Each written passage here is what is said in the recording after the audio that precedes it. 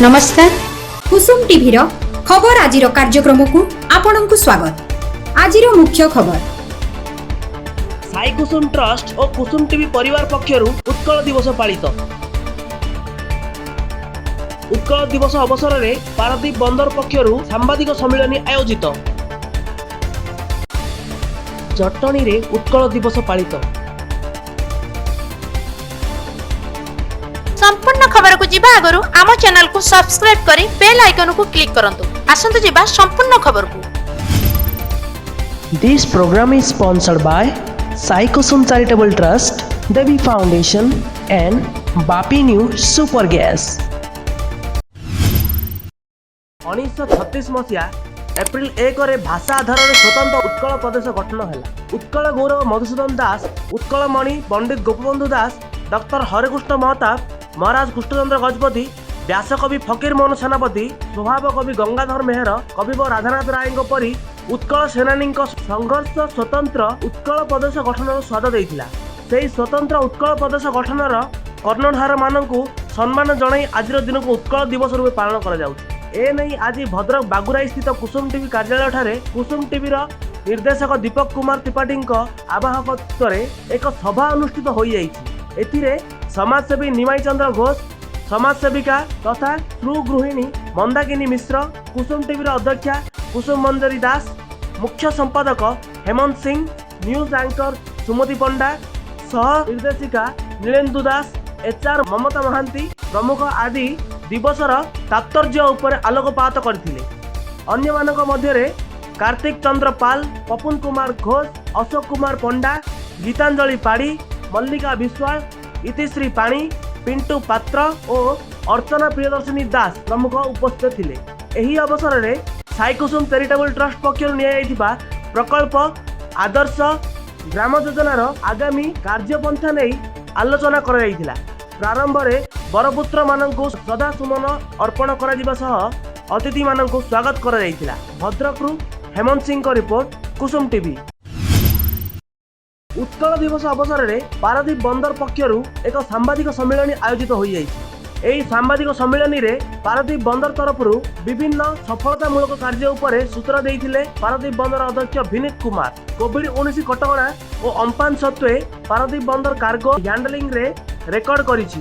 चलित जिलार 2021 आर्थिक वर्ष में पारादीप बंदर 114.55 मिलियन मेट्रिक टन पानीय कारोबार करिवारे सफल होइछि। गत 2017-18 आर्थिक वर्ष में 102.1 मिलियन मेट्रिक टन पानीय कारोबार करी रेकर्ड करथिबा बेले 2018-19 आर्थिक वर्ष में 109.27 और 2019-20 आर्थिक वर्ष में 112.69 मिलियन मेट्रिक टन पानीय कारोबार करथिला पारादीप बंदर।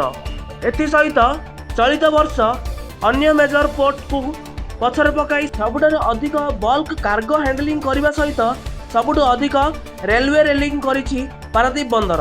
केवल मार्च मासरे 11.5 million metric ton cargo handling करिछि पारादीप बंदर। गत आर्थिक वर्ष में 680 कोटी टंकार लाभ करथिबा बेले चलित वर्ष 740 कोटी टंका लाभ करिछि पारादीप बंदर। पारादीप बंदरर एभली नियमित रेकर्डर श्रेय बंदर कर्मचारी, बंदर व्यवहारकारी संस्था, ओडिशा राज्य सरकार और केंद्र जहाज चलाचल मंत्रणालय को देइछंती बंदर अध्यक्ष विनीत कुमार। ए संपर्कित एक सांबादिक सम्मेलन रे अन्य मानक मध्यरे बंदर उपाध्यक्ष आशीष कुमार बोस, पारादीप बंदर चिकित्सालय मुख्य चिकित्साधिकारी डॉक्टर प्रहलाद पंडा, कैप्टेन अतुल्य महापात्र, ट्रैफिक मैनेजर एसके मिश्र प्रमुख उपस्थित थे। हाँ जी बोले।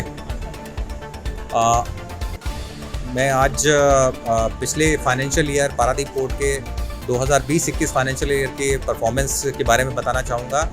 पिछले साल में कोविड और अम्फन होने के बावजूद भी हमने 114.5 मिलियन टन कार्गो किया है, जो कि हाईएस्ट एवर कार्गो है, और पिछले साल 112 मिलियन टन था। मैं इस मौके पे हमारे सभी अधिकारी, कर्मचारी, stakeholders, railways, state government तथा हमारे मंत्रालय और हमारे मंत्री जी, उनको विशेष आभार व्यक्त करूंगा कि इन सबके सहयोग और गाइडेंस से हम ये कर पाए। 114 मिलियन टन में हम लोग पारादीप पोर्ट सबसे बड़ा पोर्ट है जिसमें सबसे ज़्यादा बल्क कार्गो हैंडल किया है, सबसे ज़्यादा रेलवे लोडिंग की है। और पिछले गए महीने में मार्च में 11.5 मिलियन टन कार्गो हमने हैंडल किया, जो कि मंथली टारगेट का सबसे ज़्यादा आज तक का है। इसी प्रकार हर क्षेत्र में हमारे अधिकारी और कर्मचारियों और स्टाफ ने रिकॉर्ड बनाया है, चाहे वो रेक हैंडलिंग हो, चाहे वो प्लांट हमारे जो IUHP MCHP प्लांट हैं उनमें हैंडलिंग हो, सभी में नए कीर्तिमान स्थापित किए हैं, जो कि आज तक के सबसे ज़्यादा नंबर हैं।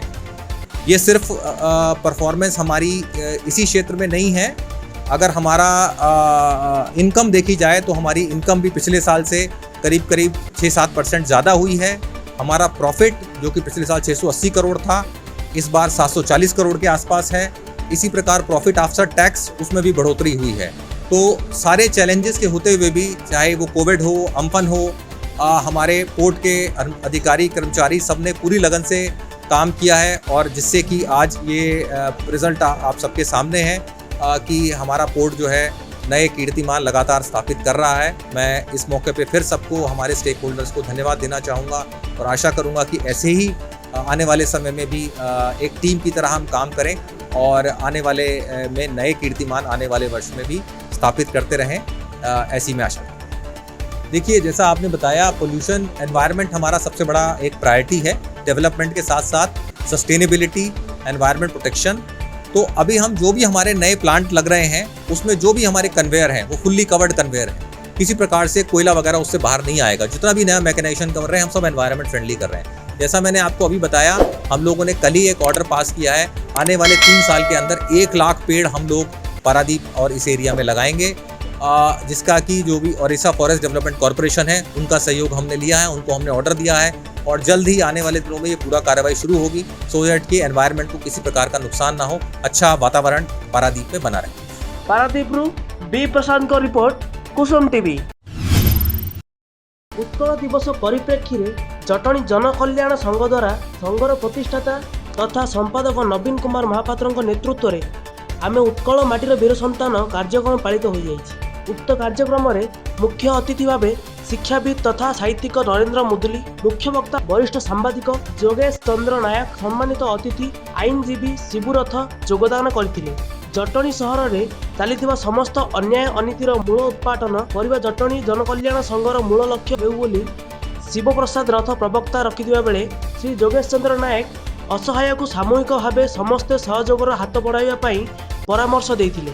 संघर एकता बजाय रखी संघ को प्रगति पथर अग्रसर कराइबाकू श्रीजुक्त मुदुली उपस्थापन करथिबा बेले आगामी दिन में जटणीर अवसर प्राप्त शिक्षक और कलाकार को संघरे सामिल करा दियो बोली प्रतिष्ठाता कहिथिले। संघर समस्त सदस्यों अनुमोदन क्रमे श्रीजुक्त नीलुपट नायक को संघर सभापति और सादिक अल्ली को उपसभापति भाव चयन करा जायतिला। उक्त कार्य रे संघर युग्म संपादक सुरेश जेना, भवानी शंकर सुरजित, कार्यकारी सभापति MD करीम, सह संपादक कुशिद अली, संयोजक MD साजन, शंकर बारिक, गणेश परिडा, प्रकाश नायक समस्ते सहयोग करथिले। सेही भली खोर्धा जिला जटणी पौर परिषद अंतर्गत संडपुर ग्राम रे परिचय केन्द्र द्वारा उत्कल दिवस बहु आडंबर पालित हो जाइछि। उक्त उत्सव रे जटणी पौर परिषद कार्यनिर्वाही अधिकारी दिलीप कुमार महांती समेत पौर परिषद कनिष्ठ जंत्री और अन्य माने उपस्थित होई कर्मकर्ता मानकु